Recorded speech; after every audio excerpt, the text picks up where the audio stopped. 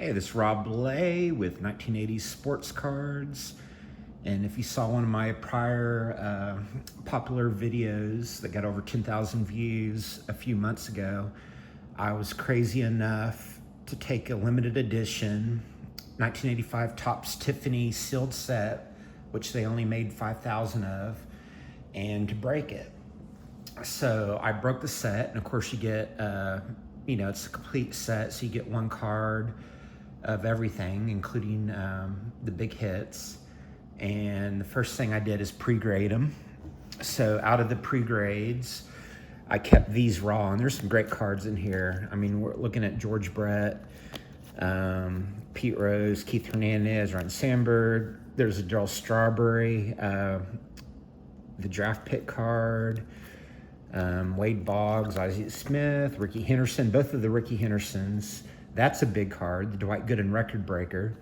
But you can see how I pre-graded them, how bad the centering is. So I was not going to pay the PSA fee to send these in to get back a 5 or a 6 or even a 7 PSA.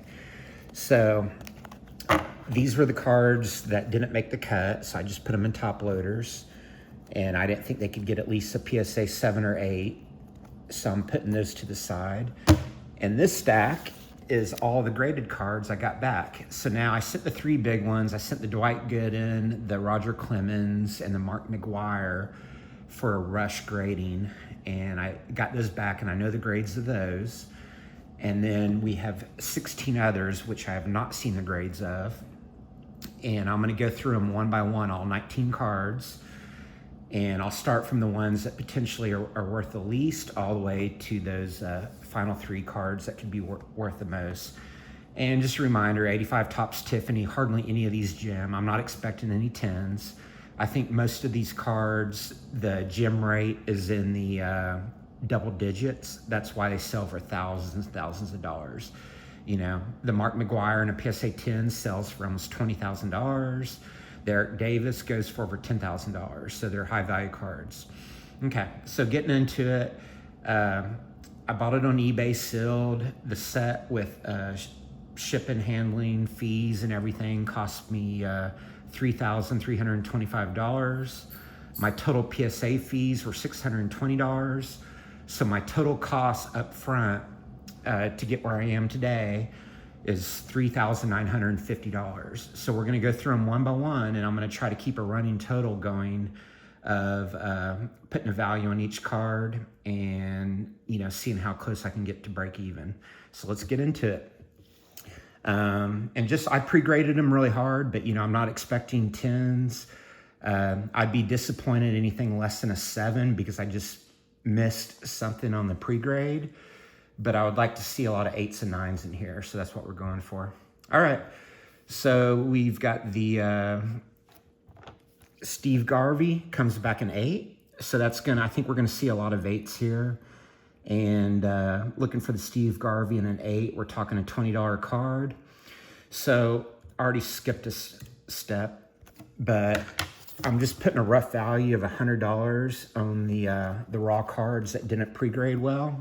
Even though there's some great cards in here, I think $100 is a nice conservative amount for the raw. So that got us down to $3,850 to go, total cost. Steve Garvey in an 8 is about a $20 card. So take another $20 off. And we're gonna try to go through these quickly if we can. All right, Ozzie Smith in a 9, there we go. Now we're talking Ozzie Smith in a 9. That's more like a $30 card. So I'm hoping we're getting all 8s and 9s. That would give a little credibility to my pre-grading. Oh, so we totally missed the boat on this. Joe Morgan, which is not even an expensive card. I'm not sure what I missed the boat on this one, so I'm gonna have to go back and look to see what happened. But we won't even put a value on a PSA 5 there, so that's not good. Brett Saberhagen, one of the great pitchers from Kansas City Royals back in the 80s. Hey, we got a 9. There we go. Now we're talking. That's about another $30 card. Let's keep going. Keith Hernandez coming up. This is an all-star card. Got another 9. I like the way this is going. I think that's about $30 card. So we're paying for our PSA grade at least. Tony Gwynn. Pretty decent card here. Let's see. And we got a 9. Nice. So Tony Gwynn's a little bit more in a 9. It's more like a $45 card. And some of these don't have recent comps, so I'm just throwing, as you know, the 80s cards are way, way, way up this year. But there's still not comps on a lot of these. And so it's kind of hard to put an exact value. But we're doing the best we can here. All right, Old Hershiser. This was a classic card in the 80s. Highly sought after. Kind of fizzled out a little bit. But there we go in a 9. And that's a $100 card. That's a big jump. PSA 9, $100 card. Beautiful, beautiful. All right. And those keeping track at home, we still have $3,600 to go to break even. Now we got a good card coming up. We've got the Darryl Strawberry. And let's see what we can pull out of this one. Sorry, I got to find it on my list here real quick as we go through it. I'm missing it on my list, so... Oh, I found it. I'm sorry. All right, PSA 8, Darryl Strawberry. About a $20 or $30 card. It's about a $30 card. That's his main one. Okay, here we go. Cal Ripken. It's number 704, the All-Star card. It got an 8.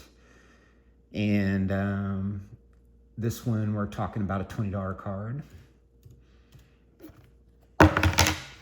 I think a Cal Ripken fan, we could probably sell it for a little bit more, but that's good. And the Pete Rose regular card, we got a PSA 8. This is the number 547. And this one, $55 and an 8. I sure would have liked to see a 9 in that, but we got an 8. Okay, the Don Mattingly, number 665. PSA 7, so I'm not sure what I missed on this. Haven't, most of these have been 8s and 9s. So I'm not sure what we missed, but unfortunately, that could have been a really good card in a higher grade. So that's going to knock us down. They still sell for $27, even in the 7. Okay. Now we got Hall of Famer Nolan Ryan coming up, the record breaker card. Unfortunately, in just an 8. So looking at our chart here, still a $60 card. A lot of Nolan fans out there. Okay. Now the Cal Ripken number 30 card. This could be, if we get a PSA 9 in this could help go a long, long ways. Yep. We got Cal Ripken number 30, the main card. PSA 10, of course, unheard of, would be a 4-digit card. But in a 9, we're still up there in the $400 range. So I think this is only our second triple-digit, actually, yeah, our second triple-digit card so far. And that goes a long ways towards our value. We're now down to only being $3,000 in the hole. All right, so we got the Nolan Ryan, number 760. Now, these are the ones we really want to start seeing some 9s in to get our money back. There we go. The regular Nolan Ryan card and a 9.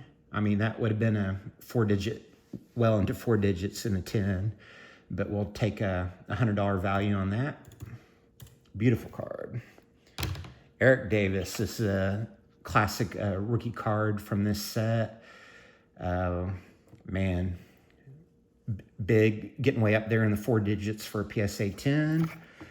And we got an 8. That's still a $40 card the way it is in an 8. Kirby Puckett, as we know. Huge rookie from this set. Man, well over a $5,000 card in a PSA 10. Let's see what we got. A 5. Man, not sure what we missed the boat on that one. But I don't know, maybe only a $10 value on that. That's very disappointing because that's one of the big cards in the set. So these couple cards that I've got a 5 on, I'm definitely going to go back and try to learn something on my pre-grading. I think the others I've done a pretty good job on. All right. Now we're getting to the big three, and not to pretend I haven't seen the grades. I do know the grades on these because I sent them for rush grading. But here we go. Dwight Gooden in a PSA 9. That's a great card to get an actual 9 in. Unfortunately, fortunately, we'll take what we can get. It's still just about a $250 card, even though PSA 10 in this is up there. Now the Roger Clemens and the Mark McGwires and a 10s, you know, those are 5-digit cards, and we'd really love to see a 9s in them because they could be up there in the high 3 digits. But here we go with the Roger Clemens. Even in a PSA 8, it's a $350 card, so not bad. And we got one card to go, and that's the big Mark McGwire in a PSA 8. And again, that's about a $350 card. Unfortunately, we didn't get 9s on those last two. That could have gone a long ways. So all in all, the final total, we put in $3,950 all in on these cards with grading, and we only got market value back of $2,040. And if you consider like a selling fee, if we sent these off to PSA, eBay, or another consignor and they take off 25%, then you got to take off another $500. So a $4,000 investment, and we could probably only get at the current market a return of $1,500. So this would be a net loss of $2,500. But that sounds really bad, and it is bad, especially to break up a iconic classic sealed set like a 1985 Topps Tiffany. But keep in mind, what you're going for is the 9s and the 10s to make your money back. So I think it would be we didn't get any 10s and we didn't get many 9s. I think if we went out there and bought 10 of these sets and did the exact same thing, I think we'd potentially get a few 10s and a Mark McGwire, Dwight Gooden, Roger Clemens, and even some of the other cards like Kirby Puckett, Eric Davis, that could almost pay back our total costs for everything. So just doing this one sealed set and not getting lucky enough with a 10 and that many 9s, we lost a lot of money. But I think the more sets you did, then your cost average would definitely go down. I think on average, this is probably what you can expect from a set. But I do think there's still some 10s and a lot more 9s out there. So I hope you enjoyed it. And I'm $2,500 poor. Take care.